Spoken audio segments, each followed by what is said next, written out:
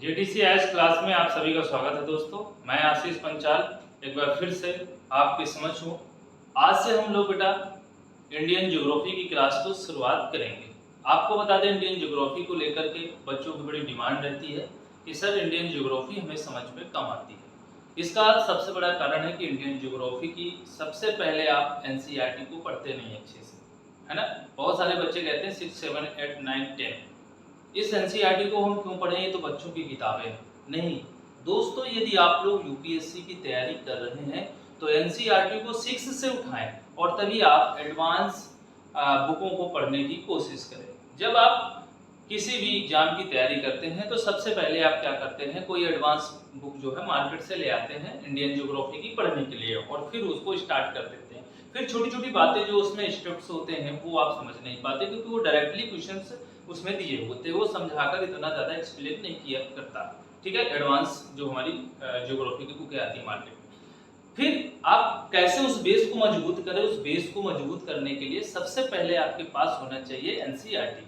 NCERT जब base उठाते हैं तो आपको एक कंफर्म हो जाता है कि जिस चीज को हम पढ़ने वाले हैं वो वास्तविकता हमें जो शब्द हमें नहीं पता चल पाए अभी तक, वो शब्द हमको अब पता चलने लगे हैं। इसी वजह से हर एक अध्यापक आपको यही सलाह देता है कि जब भी आप यूपीएससी की प्रिपरेशन करें तो सबसे पहले एनसीईआरटी की बुक को जरूर पढ़ ले। 6 से 10 तक तो जरूर पढ़ ले, क्योंकि जो फर्स्ट ईयर और जो है सेकेंड ईयर की जो बुक है वो प्योर एडवांस है। और जब तक इन टॉपिक्स को आप नहीं पढ़ते हैं, 10th तक के जितने भी टॉपिक छोटे छोटे करके दिए होते हैं, तब तक आपका जो है 11 और 12 में उतना अच्छा ज्ञान समझ नहीं विकसित हो पाएगी। तो आपको मैं बता दूं कि मैं जो आपको पढ़ाऊंगा इंडियन ज्योग्राफी बहुत बेस से पढ़ाऊंगा और एक चीज को समझाकर ही चलूंगा मैं। ठीक है, और आपको पता है कि जेटीसी क्लास इतनी बेहतरीन यहाँ पर चीजें दी जाती हैं आपको कि एक बिल्कुल बच्चा बिल्कुल कमजोर यदि है तो यदि हमारी क्लासों से ज्वाइन करता है तो उसका जरूर मस्तिष्क का जो विकास होता है वो धीरे धीरे डेवलप करने लगता है बड़ी जल्दी, क्योंकि हम लोगों को पढ़ाने का जो तरीका है वो बिल्कुल बेस है बेटा। क्या है? बिल्कुल बेस के तरीके हम लोग पढ़ाते हैं। ठीक है, तो फिर अब हम लोग बस इतनी बातों को यहीं समाप्त करते हैं और अपनी क्लास की तरफ चलते हैं। तो सबसे पहले बेटा देखो, हमने इंडिया का एक मैप है छोटा सा, मैंने बना के रखा है पहले से। फिर इसमें हम इसी मैप के आधार पर आपको आज एक पहला टॉपिक आपको बता दें कि जिस चैप्टर की हम शुरुआत करने वाले हैं वो भारत के आकार एवं अवस्थित या स्थित के बारे में बताएंगे आपको कि जो भारत का आकार है और भारत की स्थिति विश्व ग्लोब में कैसी है और भारत का विस्तार कैसा है। ये सभी जानकारी आपको एक चैप्टर में मिलेगी, मगर एक चैप्टर को हम सबसे पहले अलग अलग करके टॉपिक में आपको पढ़ाएंगे। तो आज का हमारा बेटा जो टॉपिक है वो विश्व ग्लोब में, जो ग्लोब है हमारा, जो पृथ्वी का एक ग्लोब बना हुआ, उसमें भारत की स्थिति कहाँ पर है, इसको जानने के लिए आज हम आपके समक्ष खड़े हुए हैं और आपको आज हम इस जानकारी को बताएंगे। आज के बाद आपको कभी भी हमें कमेंट करके ये नहीं बताओगे कि भारत की स्थिति के बारे में हमें पूरी डिटेल से जानकारी नहीं प्राप्त हुई अब तक। ठीक है, तो चलते हैं, हम लोग स्टार्ट करते हैं। और ये है आपका 8 डिग्री 4 नॉर्थ से लेकर के 37 डिग्री 6 तक। ठीक है, ये है आपका नॉर्थ। ठीक, इसके बाद यहाँ पर 68 डिग्री 7 से लेकर के ये है आपका 97 डिग्री 25, ये है आपका ईस्ट तरफ। ठीक है, वो हम सब समझाएंगे कि ये ईस्ट हमने क्यों लिखा है। ठीक है, ये हमारा जो है लैंगिट्यूशनल एक्सटेंट है, मतलब विस्तार है, अक्षांशीय विस्तार है। 8 डिग्री 4 नॉर्थ से लेकर के 37 डिग्री नॉर्थ तक है और ये 68 डिग्री 7 पूर्वी देशांतर से लेकर के 97 डिग्री 25 पूर्वी देशांतर तक भारत की लोकेशन है। तो भारत के जो अक्षांशीय विस्तार है वो 8 डिग्री 4 नॉर्थ से लेकर के 37 डिग्री 6 नॉर्थ तक है उत्तरी अक्षांश पर। और फिर इसके बाद हम देखेंगे 68 डिग्री 7 के पूर्वी देशांतर से लेकर के 97 डिग्री 25 पूर्वी देशांतर तक स्थित है। अब यही भारत का जो अक्षांशीय देशांतीय विस्तार आपने हमको पता है और हमने लिख लिया है, इसी को हम ग्लोब में रख करके आपको बताएंगे कि अब भारत की सही लोकेशन कहां पर है। ये क्लियर। तो इससे पहले हम जानने की कोशिश करेंगे ग्लोब के आधार पर। तो सबसे पहले हम बेटा एक बनाएंगे एक छोटा सा ग्लोब। क्या बनाएंगे? एक छोटा सा ग्लोब बनाएंगे और इस ग्लोब को हम सबसे पहले आधे भाग को कट कर देंगे। और आधे भाग को बेटा जब हम कट करेंगे तो ये होता है 0 डिग्री विषुवत रेखा पर आधारित एक, इसको इंग्लिश में इक्वेटर बोलते हैं। और ऐसे हम लोग इसको जानते हैं बेटा विषुवत रेखा या भूमध्य रेखा। बच्चे बहुत सारे कमेंट करते रहते हैं कि सर विषुवत रेखा के साथ साथ भूमध्य रेखा क्यों कहते हैं? ये मध्य से होकर रेखा गई है बेटा, इस वजह से इसे भूमध्य रेखा कहा जाता है। और आपको एक चीज बता दें कि 0 डिग्री पर जो है इस रेखा का नाम हम लिख देंगे आपके समक्ष, इसको बोलेंगे बेटा विषुवत रेखा। क्या बोलेंगे? विषुवत रेखा या भूमध्य रेखा। क्या बोलेंगे? भूमध्य रेखा।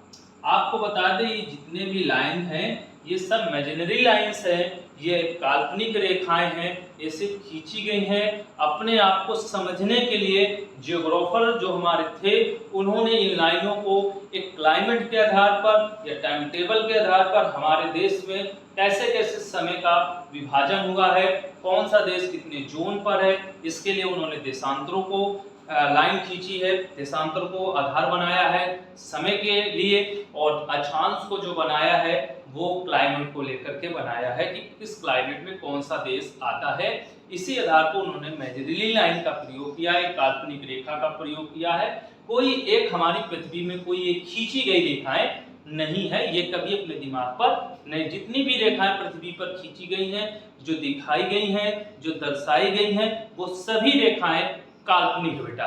क्या है? काल्पनिक है। तो सबसे पहले विषुवत रेखा या भूमध्य रेखा इसे कहते हैं। और देखिए आप एक साउथ में और एक उत्तर में एक पोल है जिसे हम बेटा जानते हैं, इसे बोलेंगे नॉर्थ पोल, या हम हिंदी में बोल सकते हैं बेटा उत्तरी ध्रुव। क्या बोलते हैं बेटा? उत्तरी ध्रुव बोलते हैं। और ये जो है ये है साउथ पोल बेटा, और इसे हम बोलते हैं दक्षिणी ध्रुव। क्या बोलते हैं? दक्षिणी ध्रुव। इतनी बात आप लोगों को पूरी तरीके से पता हो गई होगी। अब बात करते हैं कि ये जो दो पार्ट हो गए हैं विषुवत रेखा के बाद, खींचने के बाद, अब ये ऊपर वाले पार्ट को क्या बोलते हैं और नीचे वाले पार्ट को किस नाम से जानते हैं। तो सबसे पहले हम आपको एक चीज बता दें कि ये जो ऊपर वाला भाग है विषुवत रेखा के, इसे हम बोलते हैं बेटा, क्या बोलते हैं? उत्तरी गोलार्ध। क्या बोलते हैं बेटा? उत्तरी गोलार्ध, या हम बोलते हैं इसको नॉर्थ हेमिस्फीयर।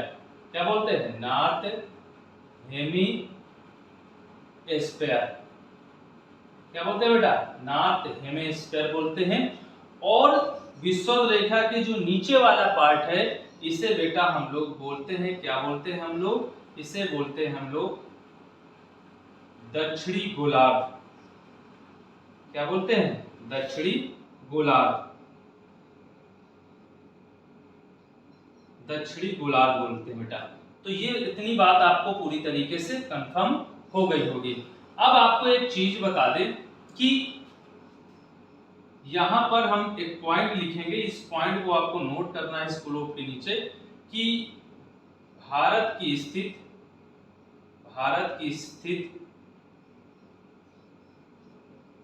अक्षांशी आधार पर ग्लोब में उत्तरी गोलार्ध में स्थित है। उत्तरी गोलार्ध में है। ठीक, ऐसे लिख लो, भारत की स्थित अक्षांशीय आधार पर ग्लोब में उत्तरी गोलार्ध में है। ठीक है, ये पॉइंट आपके लिए सही बन गया। ठीक है, आप बना सकते हो, इस बात को दिखा सकते हो, दर्शा सकते हो कि जो भारत की स्थित है अक्षांशीय आधार पर ग्लोब में उत्तरी गोलार्ध में है। इतनी बात आप लोगों को पूरी तरीके से कंफर्म हो चुकी होगी। अब हम दोस्तों आपको बताएंगे कि अब देशांतरी आधार पर भारत की स्थिति ग्लोब में कहां पर है और कैसे है। ठीक, तो सबसे पहले आपको बनाएंगे यहाँ पर एक छोटा सा फिर से ग्लोब बनाएंगे बेटा, फिर से ग्लोब बनाएंगे और इस ग्लोब में आपको दिखाएंगे कि इस ग्लोब में कि जो देशांतर के आधार पर भारत की स्थिति कैसी है। आपको बता दें जिस तरफ हमने ये लाइन खींची थी, अब हम लोग लाइन इस तरह खींचेंगे। किस तरह खींचेंगे? इस तरह। ये 0 डिग्री बेटा आपका देशांतर होगा, ठीक है। 0 डिग्री देशांतर होगा, या प्रधान या समांतर रेखा होगा। प्रधान या समांतर रेखा होगा, मेरिडियन लाइन होगा ये, ठीक है। जो 0 डिग्री लॉन्गिट्यूड होगा, ये 0 डिग्री है। अब 0 डिग्री आपको बता दें, ये दो भाग होते हैं, ठीक है। क्या होते हैं बेटा? ये दो भाग होंगे आपके, और ये दो भाग जो होंगे, तो ये भाग को हम बोलेंगे बेटा पूर्वी गोलार्ध। क्या बोलेंगे? पूर्वी गोलार्ध। और इसे बोलेंगे पश्चिमी गोलार्ध।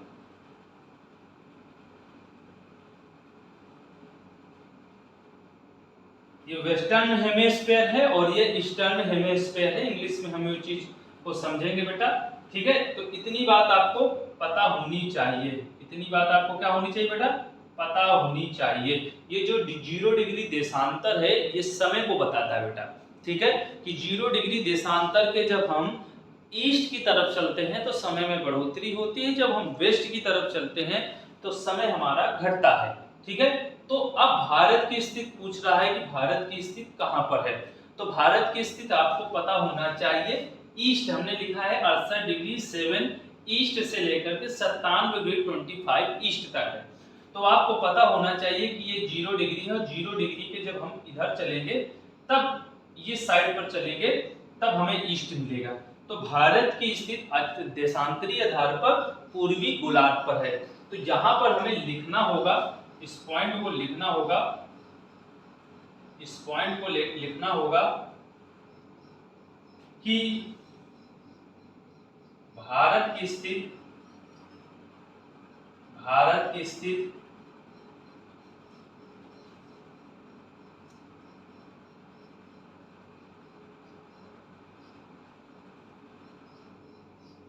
देशांतरीय आधार पर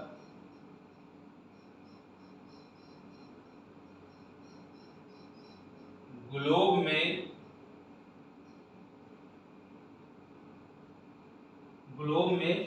पूर्वी गोलार्ध में,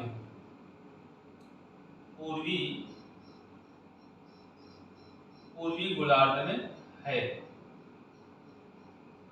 पूर्वी गोलार्ध में है। भारत की स्थिति देशांतरीय आधार पर ग्लोब में पूर्वी गोलार्ध पर है। तो इसको हम बोलेंगे वेस्टर्न हेमिस्फीयर,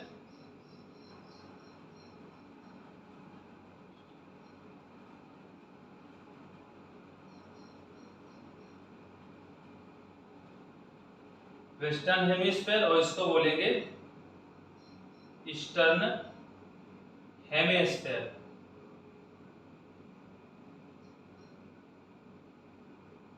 ईस्टर्न हेमिस्फीयर। तो इस बात को आपको पता होना चाहिए कि भारत की जो स्थिति देशांतरीय आधार पर है वो कैसी है? पूर्वी गोलार्ध है। अब हम यदि अक्षांश और देशांतर दोनों को ग्लोब में देखने की कोशिश करें, उन पर हम अपनी डिग्री को दर्शाएं, और दर्शाने के बाद तब हम पता करें कि वास्तविकता अब भारत की स्थिति यदि अक्षांश और देशांतर दोनों को मिला दे, तब भारत की स्थिति किस आधार पर, किस डायरेक्शन पर होगी। तो ये चीज आप सबसे पहले इसको बनाकर बिल्कुल क्लियर कर लें अपने बुकलेट पर, और फिर इसके बाद हम आपको बताएंगे कि कौन कौन सी लाइनें कहां पर स्थित हैं, और लाइन के बाद फिर बताएंगे कि कौन कौन डिग्री कहां पर कैसे हैं, ठीक है। तो इतनी बात आप लोगों को पूरी तरीके से पता हो गई होगी, और नोट भी आप लोग कर लिए होंगे। तो अब चलते हैं हम लोग एक ग्लोब बनाएंगे। अब ग्लोब में अक्षांश और देशांतर दोनों को लेकर के एक साथ तब बताएंगे कि ग्लोब में भारत की स्थिति क्या है।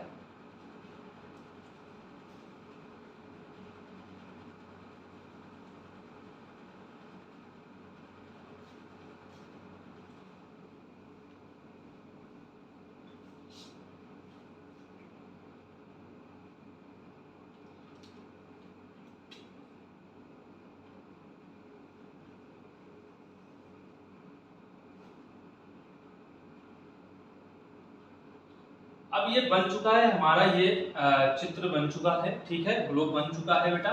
और अब इस ग्लोब में सबसे पहले हम कोशिश करेंगे बेटा कि यहाँ पर और यहाँ पर हम जो है अपने पोल को दर्शाएंगे। इसे हम बेटा बोलेंगे नॉर्थ पोल, अभी आपको बता चुके हैं हम लोग। और या कहेंगे उत्तरी ध्रुव। क्या वो बोलेंगे बेटा? उत्तरी ध्रुव सबसे पहले, ठीक है। इसके बाद हम यहाँ पर बेटा लिखेंगे साउथ पोल, और इसको बोलेंगे हम लोग, क्या बोलेंगे बेटा? दक्षिणी ध्रुव, ठीक है। अब इस दक्षिणी ध्रुव के बाद हम सबसे पहले क्या करेंगे? ग्लोब को पहले कट करेंगे, ठीक है। क्या कर दिया हमने? कट कर दिया। अब कट करने देखो, छोटा सा और थोड़ा नीचे अपनी लाइन को लेकर जाएं, तब थोड़ा हमारा ग्लोब और सही जाएगा, ठीक है। अब यहाँ से हमने इतना इसको कट किया, और कट करने के बाद हमने लिखा 0 डिग्री। क्या लिखा? 0 डिग्री, ठीक है। अब 0 डिग्री में हम सबसे पहले लिखेंगे यहाँ पर विषुवत रेखा। विषुवत रेखा जिसको इंग्लिश में बोलते हैं इक्वेटर, ठीक है। भूमध्य रेखा जिसको बोलते हैं, ठीक। अब एक लाइन नीचे और जाएगी बेटा, ठीक है, और इसे बोलेंगे 23.5 अंश, ठीक है। 23.5 अंश आपको पता है ये है साउथ में, ठीक है। 0 डिग्री के नीचे की तरफ जाएंगे तो वो साउथ कहलाएगा, जब ऊपर की तरफ जाएंगे तो वो नॉर्थ कहलाएगा, ठीक है। और फिर एक रेखा है हमारी, और इस रेखा को बेटा हम लोग कहते हैं, क्या कहते हैं? 66.5 अंश साउथ में है, और इसे हम बोलते हैं, इससे बोलते हैं मकर रेखा।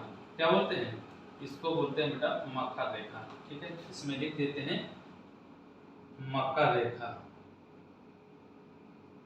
मकर रेखा, या बोल सकते हैं इंग्लिश में बोल सकते हैं हम लोग, क्या बोल सकते हैं इंग्लिश में? ट्रॉपिक ऑफ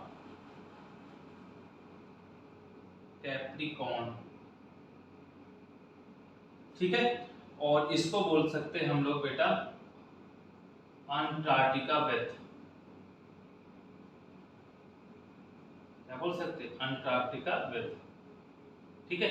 तो इसको इंग्लिश में नहीं लिख लेंगे क्योंकि इसको अंटार्कटिका सर्कल वही बोलते हैं, वृत्त बोलते हैं, इसको उसको सेम नेम है, ठीक है। परंतु अब हम ऊपर की तरफ जाते हैं 0 डिग्री के, तो यहाँ पर एक रेखा है बेटा, आपको बता दें वो है 23.5 अंश नॉर्थ पर, जिसे हम बोलते हैं कर्क रेखा।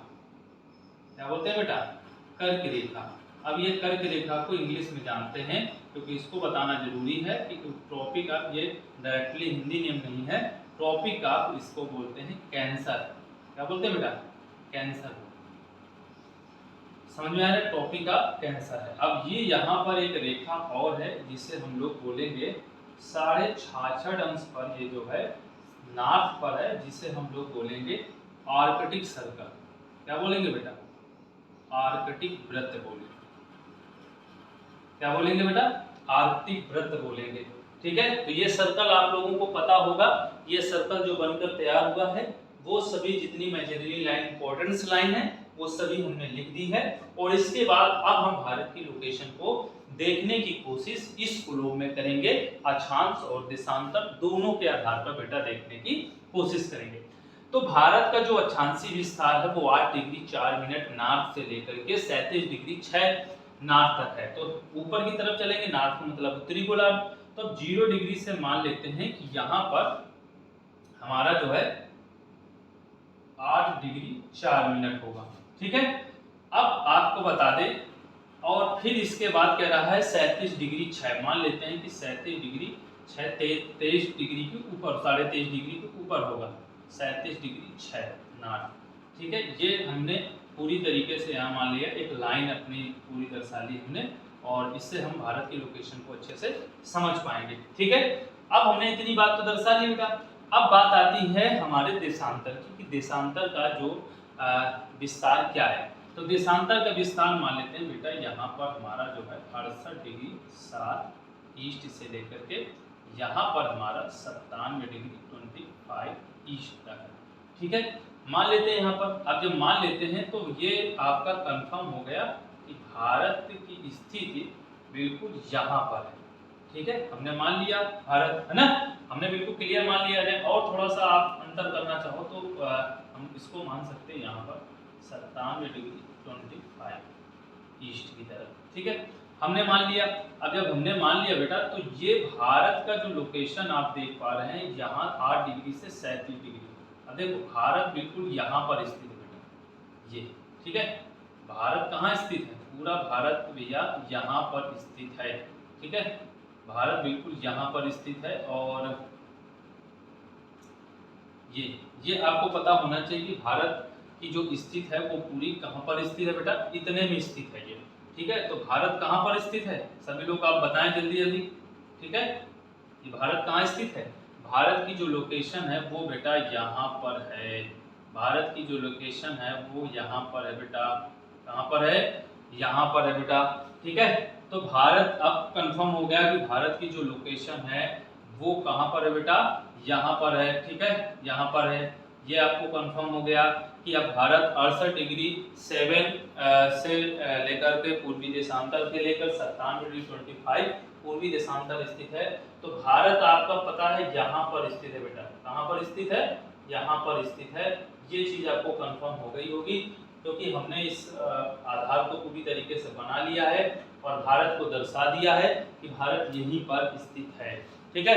तो अब हम यहाँ पर क्या लिखेंगे बेटा? सबसे पहले कोशिश करेंगे यहाँ पर जो हम एक ब्रैकेट पर चीज लिखेंगे उसको आप जरूर समझिए और उसको जरूर लिखिए, ठीक है। तो सबसे पहले लिखिए भारत की स्थिति,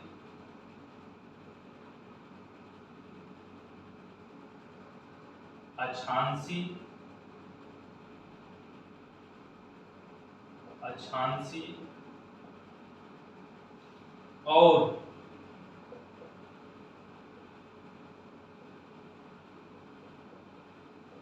देशांतरी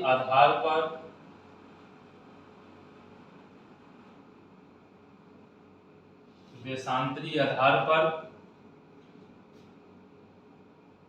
ग्लोब में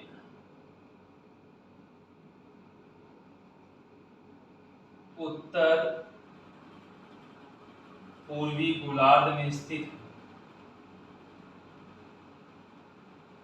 उत्तर पूर्वी गोलार्ध में स्थित है,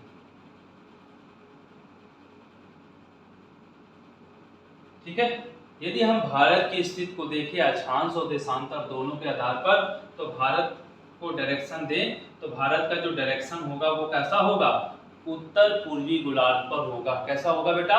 उत्तर पूर्वी गोलार्ध पर स्थित है और ये डायरेक्शन होगा। तो इस प्रकार से आज जो विश्व ग्लोब में भारत की स्थिति थी वो आप क्लियर कर चुके होंगे। और कुछ पॉइंट्स आपको बता दें, भारत किस गोलार्ध पर है? तो भारत उत्तरी गोलार्ध पर है। भारत की अक्षांशीय आधार पर विश्व ग्लोब में क्या स्थित है? तो वो है आपके उत्तर में, उत्तरी गोलार्ध में स्थित है।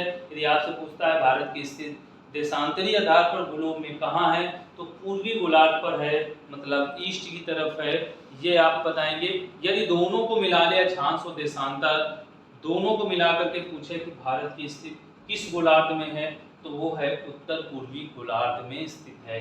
तो इस प्रकार से भारत का जो डायरेक्शन है वो क्लियर होता है। भारत का जो मैप है जिसमें उन्होंने लैंगिट्यूड और लैटिट्यूड दोनों को दिखाया है, कितने दिन डिग्री में भारत के लैटिट्यूड, जो विश्व ग्लोब में लैटिट्यूड का जो पॉइंट है वो 8 डिग्री 4 से लेकर 37 डिग्री 6 है, और जो वेस्ट में है वो है 68 डिग्री 7 पूर्वी देशांतर से लेकर के 97 डिग्री 25 पूर्वी देशांतर थे। तो उसी आधार पर हमने इन सब चीजों को आपको दिखा दिया है। तो इस प्रकार से हमारा आज का जो टॉपिक है वो समाप्त होता है, और अब हम लोग नेक्स्ट वीडियो में जो है नए टॉपिक इसी के आधार पर इसी चैप्टर से लेकर के आपसे मुलाकात करेंगे। आज के लिए बस इतना ही। Thank you so much. धन्यवाद। जय हिंद, जय भारत।